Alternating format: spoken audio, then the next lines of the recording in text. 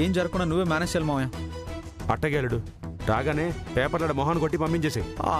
నేను పేపర్లు ఇస్తాను కానీ నువ్వు వెళ్ళి ఆ గణపతి మాస్టర్ అనే బోర్డుని కవర్ చేయి. రే నేను బోర్డు చేయడం చూస్తే అక్కడ నా ప్రాణం తీసేద్ది. నేదో చేస్తా కానీ నువ్వు త్వరగా రా. భగవంతుడా నువ్వే కాపాడాలయ్యా.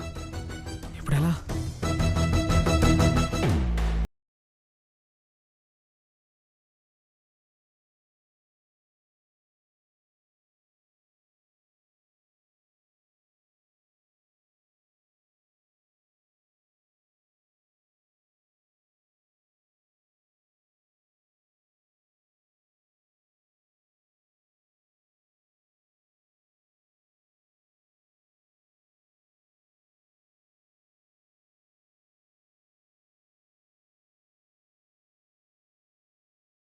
ఎలా ఉన్నారు?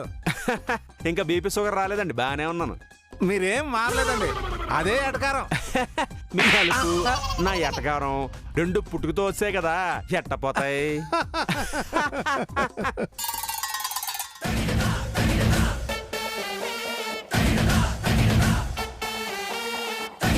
ఏంట్రో మ్యాచింగా? ఏంటి మీతోనా? సార్ ఎగ్జామ్ పేపర్స్ కరెక్ట్గానే కౌంట్ చేసావా? తప్పు పోనివ్వను కదా సార్.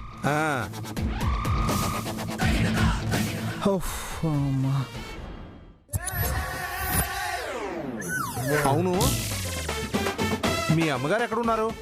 ఒకసారి కలిసి వెళ్తాను. అరే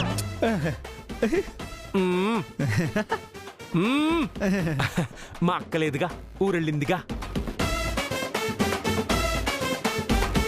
ఈ రోజు మీ చెల్లిని చూసుకోవడానికి అబ్బాయి వాళ్ళు వస్తారన్నా, మరి మీ అమ్మ లేకుండా ఎలాగా? మా అమ్మ ఊర్లో లేదు సార్, పెద్దూరులో ఉన్న గుడికెళ్ళింది. వెళ్ళే ఉంటది. ఓహో అవునా? అంతేగా అంతేగా అంతేగా.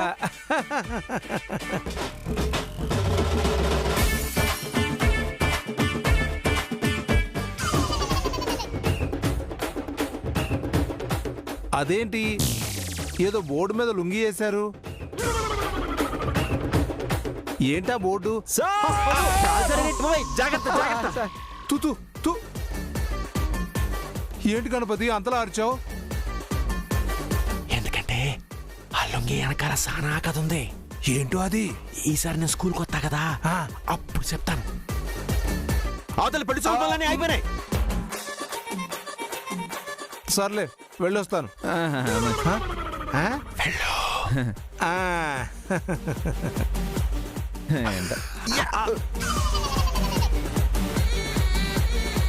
నా గుండె ఆగినంత పని అయింది మావయ్య. నేను సమయానికి కాపాడింది నా లుంగి. గంటలో ముహూర్తం ఉన్నా నా పెళ్ళి అవుతుందన్న నమ్మకం పోతుంది మావయ్య.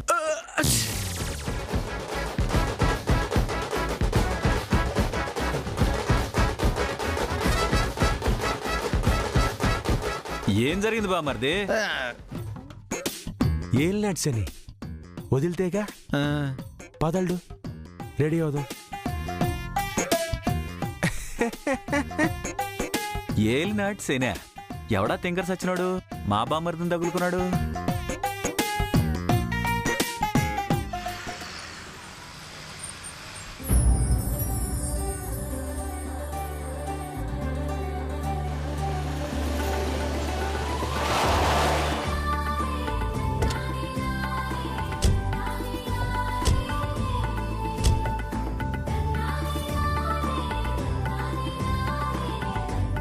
ఈ ఇల్లు ఆ ఇంటికంటే పెద్దగానే ఉంది. ఇలాంటివి ఇంకెన్నున్నాయి? ఓ 4-5 ఉన్నాయని వినికిడి. కోట్లున్నాయని కోటేశ్వరం అని చెప్పుకుంటామే గాని ఇలా నిశ్చితార్థాన్ని ఇంత సింపుల్ గా గెస్ట్ హౌస్ లో ఎట్టేసుకుంటారా? ఏదేమైనా మీ మావాళ్ళు ఇంత పిసినారోళ్ళు అనుకోలేదు బామ్మర్ది. పిసినాతనం గురించి నువ్వే మాట్లాడాలి మరి.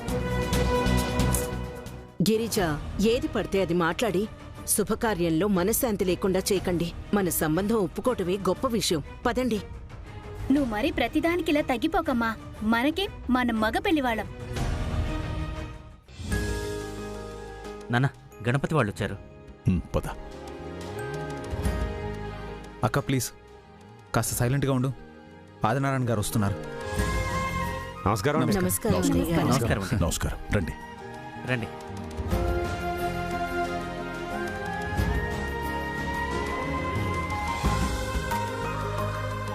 రండి.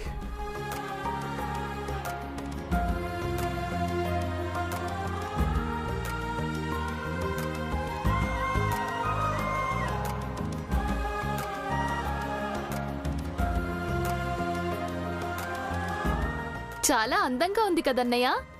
ఉన్న దాంట్లో బాగానే ఉంది. ఫంక్షన్ హాల్ అయితే ఘనంగా ఉండేది. మీరు కూడా ఖర్చు గురించి ఆలోచిస్తారని అనుకోలేదు.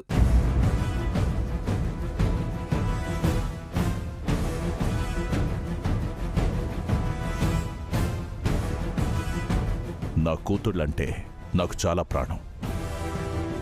నేను ఇప్పటివరకు చేసిన వ్యాపారాలన్నీ నా పెద్ద కూతురు చేత్తో మొదలుపెట్టినవే.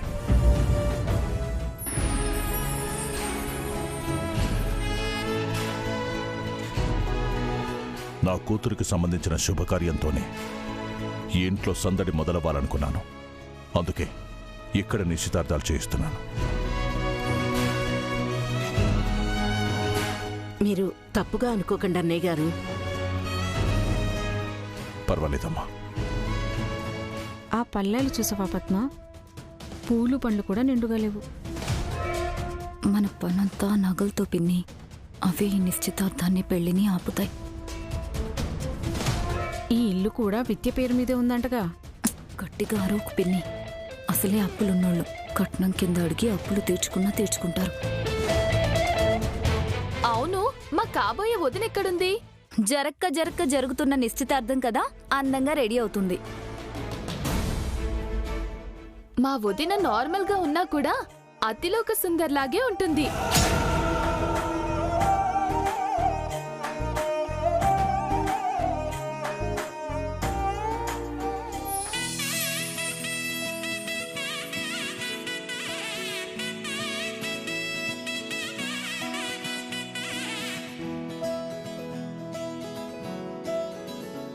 బాగా రెడీ చేయండి. మా అక్కను చూసి మా బావగారు కన్నార్పడం కూడా మర్చిపోవాలి. ఇక్కడ నేను ఒక అక్కనున్నాను మధు.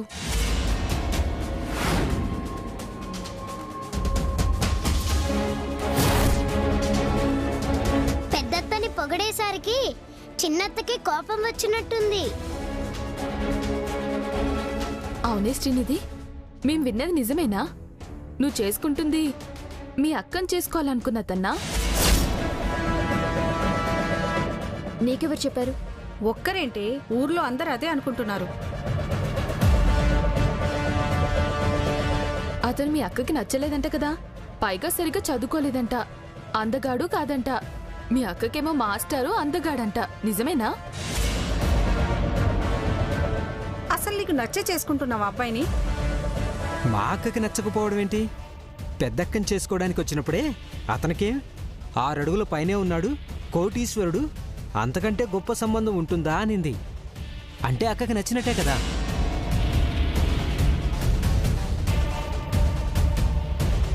నాకైతే నచ్చలేదు. తనకేం తక్కువ? 6 అడుగులు. అక్క జాతకానికి ఇదే ఎక్కువ. మధు, కాస్త నీ నోటికి తాళం వేసి అందరూ బయటికి వెళ్తారా? నేను అక్కతో మాట్లాడాలి. ఏకాంతంగా మాట్లాడుకునేది పెళ్లి కొడుకు పెళ్లి కూతురు కదా. ఏ బుడంకాయ్, నా కోపం తెప్పించుకు వెళ్ళు. హే లక్కీ లక్కీ లక్కీ, పద. మీరు కూడా వెళ్ళండి. వెళ్ళండి.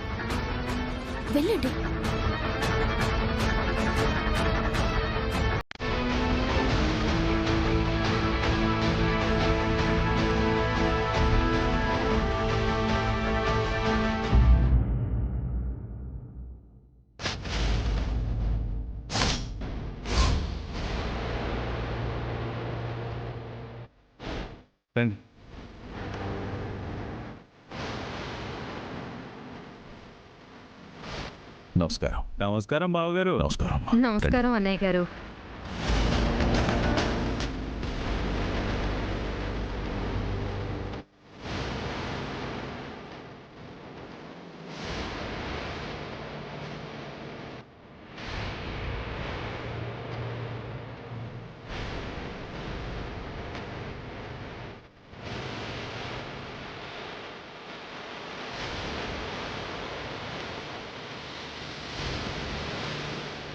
నేను చెప్పానా తెల్లారకముందే మా వదినోళ్ళు వచ్చేసి ఉంటారని.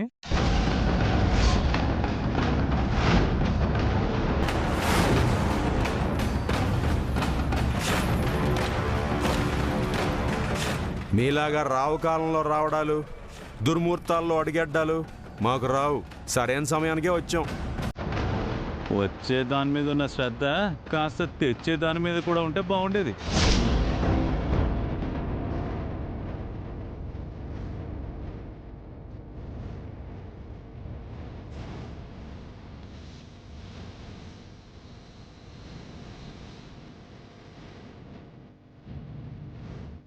ఇది తెచ్చే విధానం అంటే. అమ్మా, ఎంతసేపు అని అలా మోస్తుంటారు? అక్కడ పెట్టండి. మీరు కూడా. రే దూరం దూరం, మనం తెచ్చిన వాటికి వాళ్ళు తెచ్చిన దానికి తేడా తెలియాలి కదా.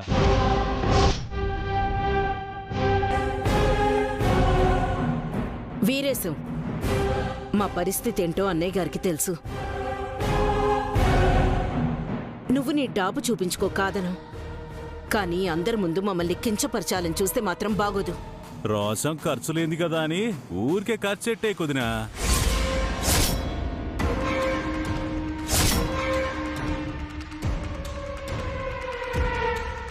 వీరసం, మా అక్క బావ మోసేతి నీళ్లు తాగిన రోజులు మర్చిపో మాకు.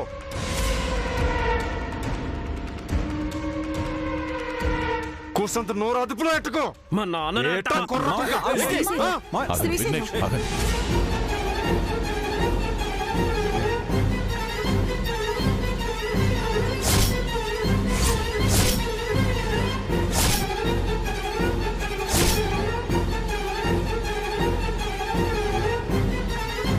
శాంతం రా విఘ్నేశ. ఎప్పుడో పండక్కి కొన్న బట్టలయ్యి.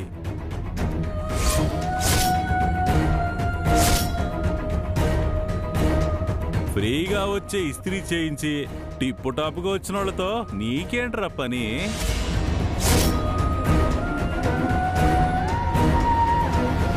వీరేశం గారు, ఇక్కడ జరగాల్సిందే మన పిల్లల నిశ్చితార్థం, మీ మాటల యుద్ధం కాదు. కోప్పడకండి ఆదినారాయణ గారు, మేము ఆపేసినట్టే.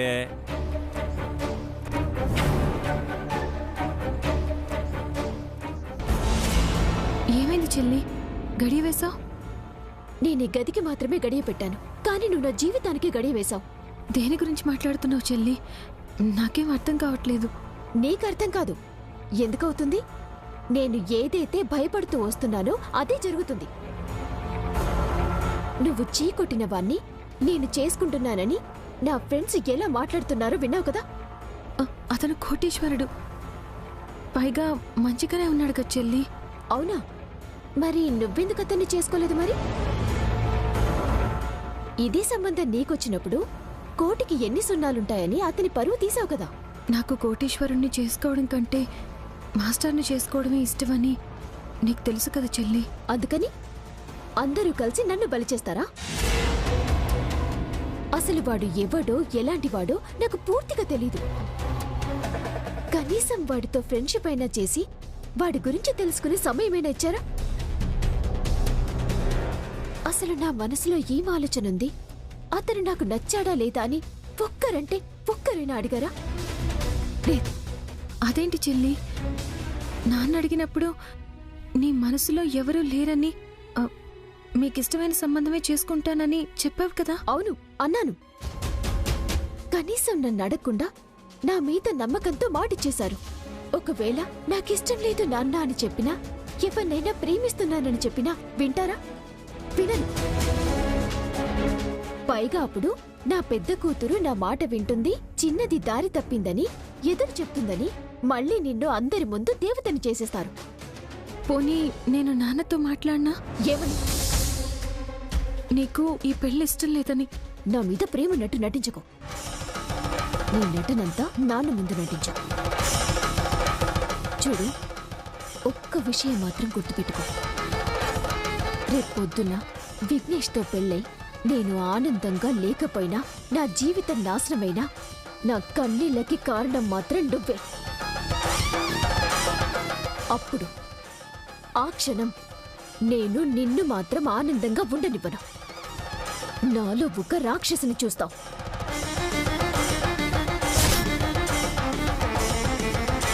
పద్మ, నువ్వు వెళ్ళి అమ్మాయిని తీసుకురా. వెళ్ళు. సరే మావయ్య.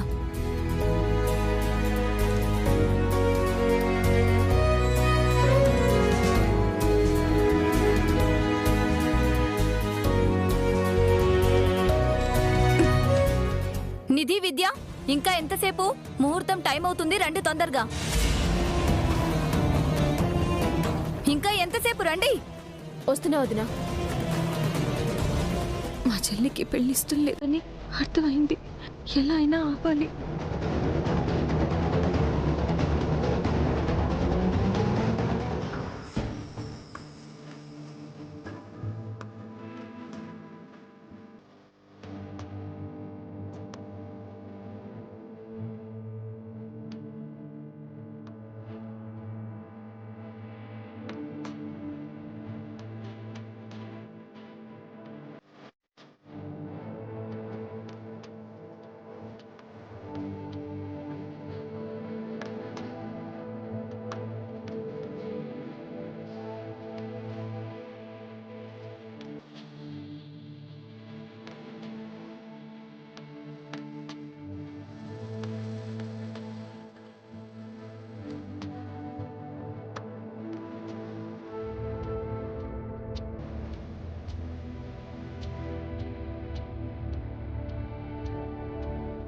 అమ్మాయి వాళ్ళు కూడా రెడీ అయ్యారు.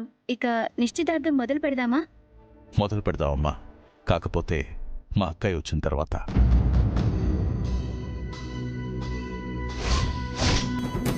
మీకు అక్క కూడా ఉందా ఆదినారాయణ గారు? పేరుకు మా పెద్దమ్మ కూతురు, కానీ నాకు మా కుటుంబానికి ఒక అమ్మ లాంటిది. మాకు పెద్ద దిక్కు.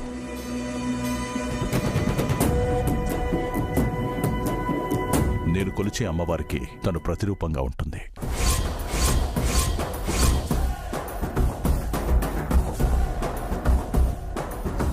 మా మంచి కోరే మా అక్క రాజేశ్వరి దేవి చేతుల మీదుగానే ఈ శుభకార్యం జరుగుతుంది.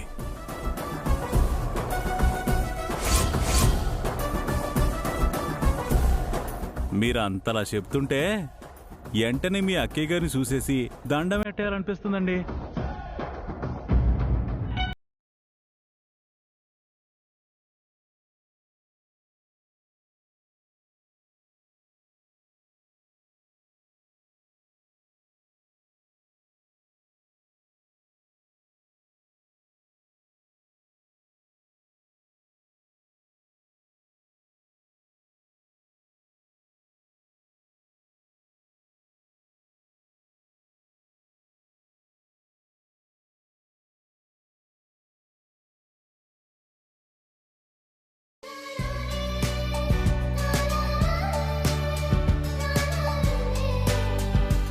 అత్తయ్య, చల్లగా ఉండమ్మా.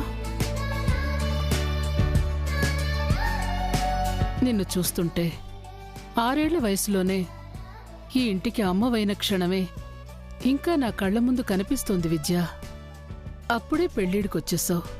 మీరు ప్రేమ ఎక్కువ అవడం వల్ల అలా అంటున్నారు గాని విద్య పెళ్లిడికొచ్చి 4 ఏళ్లు దాటింది. ఇప్పటికే నలుగురు 4 రకాలుగా మాట్లాడుకుంటున్నారు.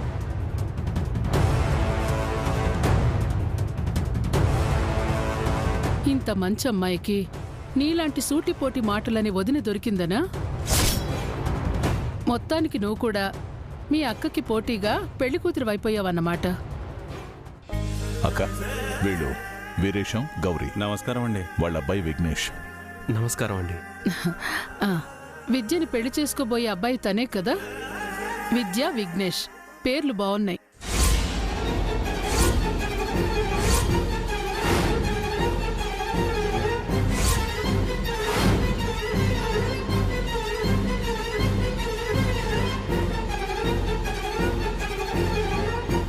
అంత అదృష్టం మన విద్యకి ఎక్కడుంది పెద్దమ్మా? మన విద్య చేసుకోబోయేది గణపతిని.